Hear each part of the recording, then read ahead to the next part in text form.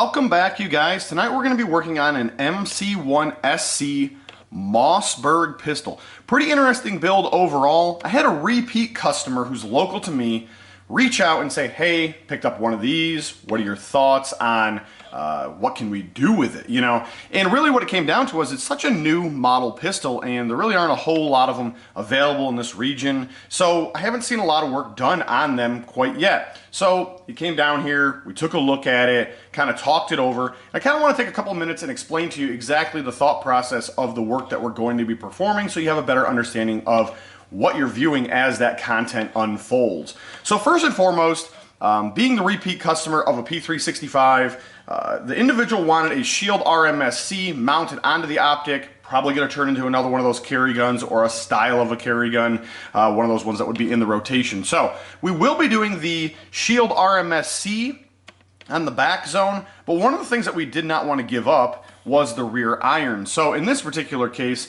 the customer has sourced some True Glow replacement iron sights. So we are going to be obviously taking off those factory ones. We are going to be installing the new ones that are a little bit taller. So we have a couple of hurdles there. We have to make sure that the optic sets low enough in order to co-witness with the rear and the front True Glow. So that's one of the hurdles that we've got to kind of work through. And let's talk about the rest of the work. So that's one of the first things that we're kind of target here on the build is the optic and the correct depth of it in order to co-witness with the other ones.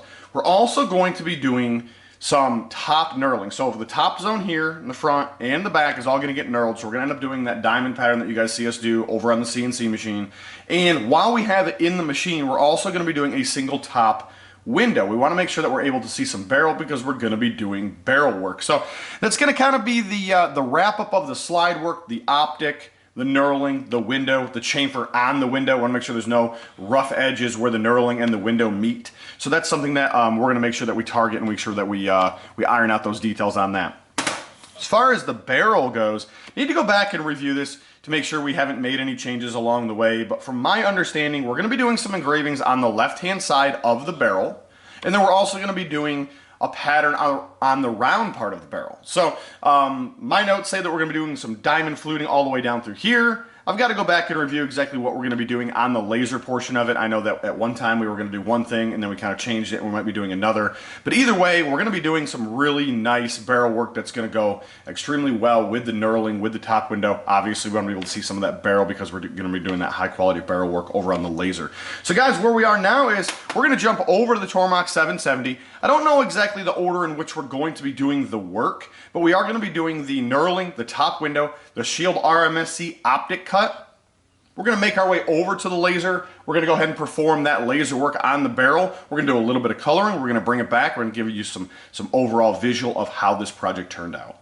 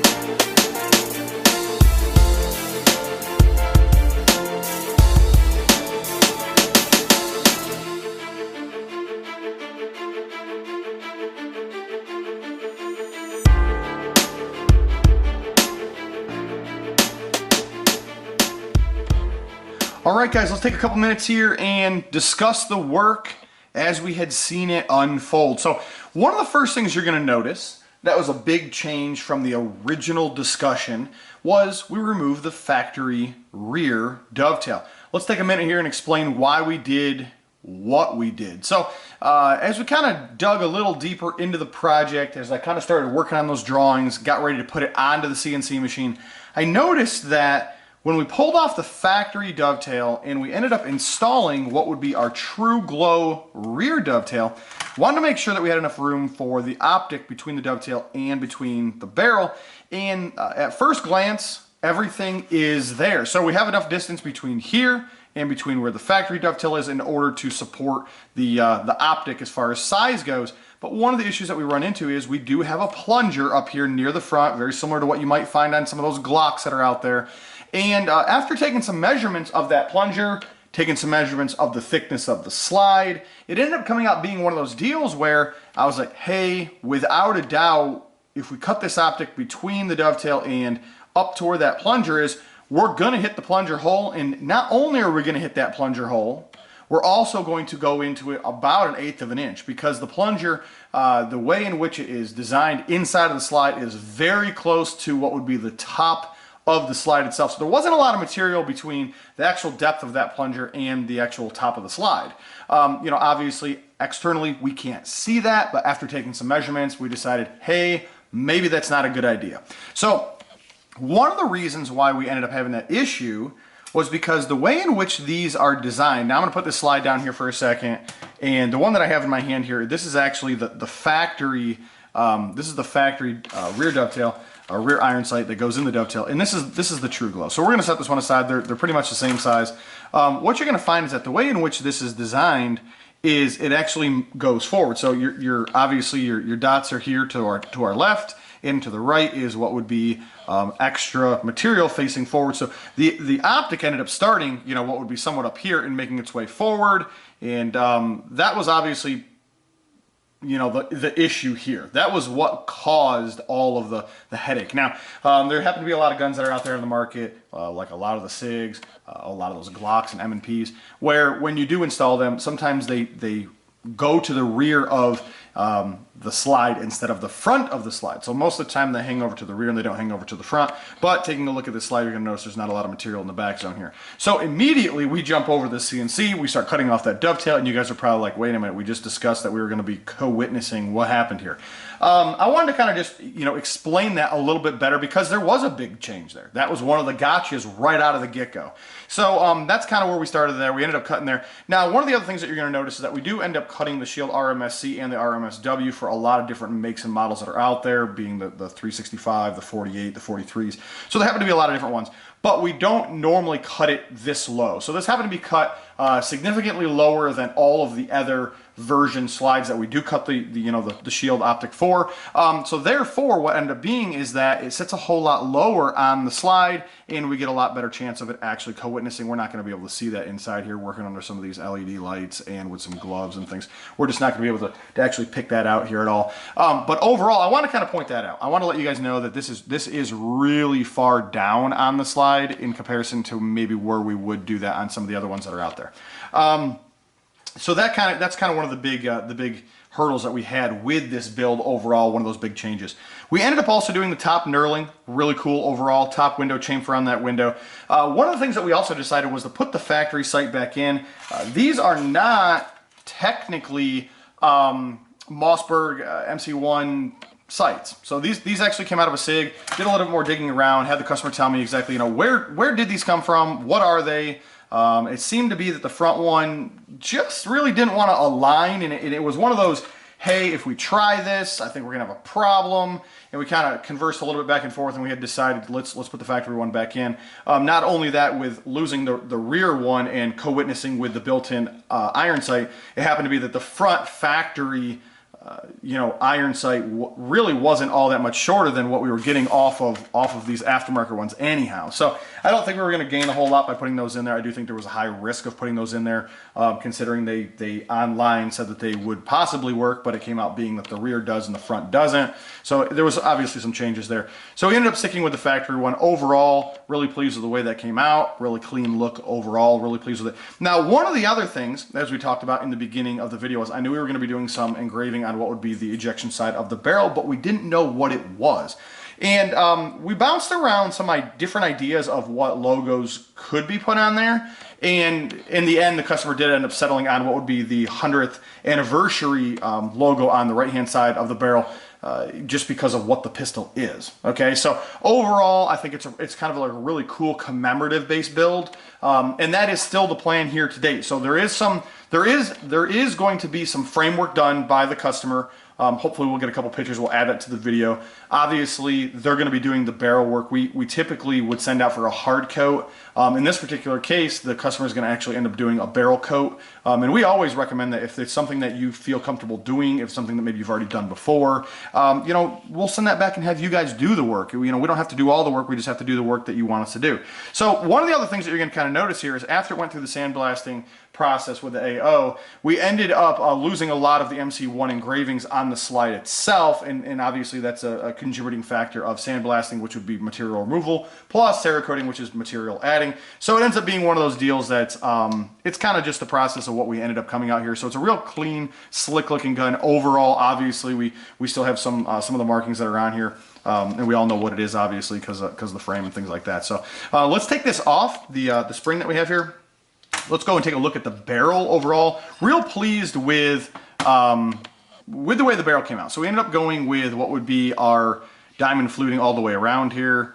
And the reason we did this was because it was the closest pattern that we had to what would be the top knurling. Obviously, one is done with the CNC machine.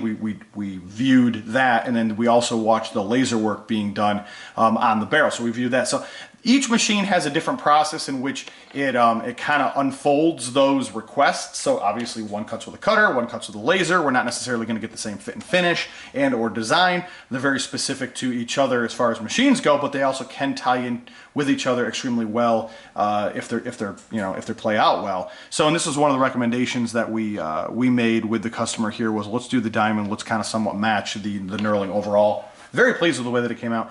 Guys, hopefully you've enjoyed this build. This is not only one of the first times I had the opportunity to work on one of these, it also was one of the first times that I had to, got to see one of these. So first time seeing one was the first time working on one, and some of those times we get hurdles. You know what I mean? We run into issues where do the parts all fit together? Are we having some issues with aftermarket parts as far as sights go and optics go?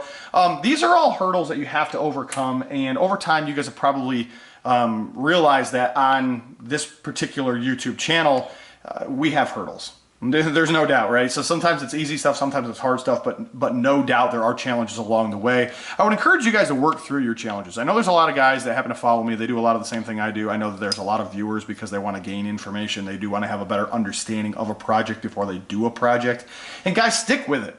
If you go back and you look at a lot of my old content, man, I was just doing some basic stuff at the time. I didn't know what my potential was as far as actually turning out work. I didn't know what my customer requests were going to be as far as what they needed done. We've really come a long ways from where we started. Where this was with a guy working out of a garage. I'm still a guy in a garage, in case you didn't know that.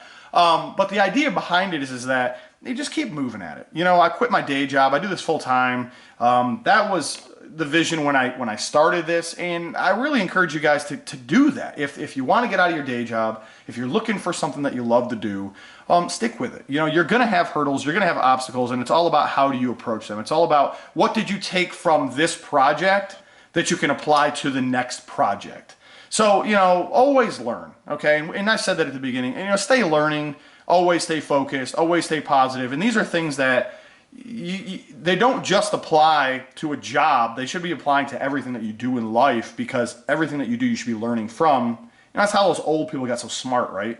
You don't ask old people and they give you some snide comment back. They usually give you some comment back that's really short and to the point, because one, they don't really have the time to waste, and two, they've kind of already beat around the bush on all the crap ideas and they know what works. So, and that's kind of where we are today. Sometimes you guys send me information, hey, can we do this, can we do this? And I'm like, nah, we shouldn't. And everybody's like, man, he was kind of short with me. And I'm like, yeah, I was. And it's kind of like we've done it, and I can tell you what's a good idea, what's not a good idea. I want to continue learning, and I will continue learning. but sometimes the path of which you guys want to go down is very similar to a path that we've already gone down, and I can tell you, nah, let's not do that. So it's kind of one of those deals where, you know, take it for what it is. Hopefully we'll be able to overcome some of those hurdles. I'm always learning from some of the other people. But guys, if you have not been following the channel, you've really been missing out. There's a lot of content that's posted over on Instagram. Lately, there's been more content on Instagram and on Facebook than there has been YouTube, just because of time constraints. So it comes out being one of those deals where we do have some really big things in the works, and it is sucking up a lot of our time. So with that being said, we are just kind of working through that the best we can. We're trying to figure out exactly how to overcome that and how to get to where we want to be, just like we did at the beginning of this channel, is you know, where do we want to be? And we're still working towards that, right? There is no goal that we've reached, so to speak. So guys, you know, and I just want you to, you know, to really follow along. If it's something that you enjoy the content, if it's something that you enjoy the builds, you want to see different stuff unfold as far as new weapons that are released. New weapons come out all the time, right? So it's all about, you know, what can we do with them? So with that being said, please subscribe. Please pass it along if you think you found something that was enjoyable. You think you know somebody that maybe is interested in the content, even if they're not a buyer, they're just a viewer. That's why we put the videos out. We don't make a whole lot of money on, you know, YouTube advertising. That's not why we do it. We really do it for you to learn as a business what you're investing in. When you send something to us, what are you getting back? Who are you supporting? Why are you supporting? So those are all little things that we, you know, we want to educate you a little bit better on, as far as, you know, who we are and what we do. So guys, if you happen to have any questions, feel free to go to our webpage. In the video description, we do have a link to the webpage. Obviously, in the bottom left-hand corner, out of most of our videos, we have the webpage typed out, which is NCEngravers.com. There's a service tab there if you're looking to have some work done. A lot of cool pictures in the gallery. If you don't happen to have our Instagram, you can check those out in the gallery. And then, of course, there is a contacts tab. Hey, you've got a weird project, or maybe you just happen to have a project, you don't see the service. Reach out to us. Let us know exactly what you want to have done. And we're going to do our best to try to turn that out to you and just kind of get you headed in the right direction. And let's just see what we can come up with.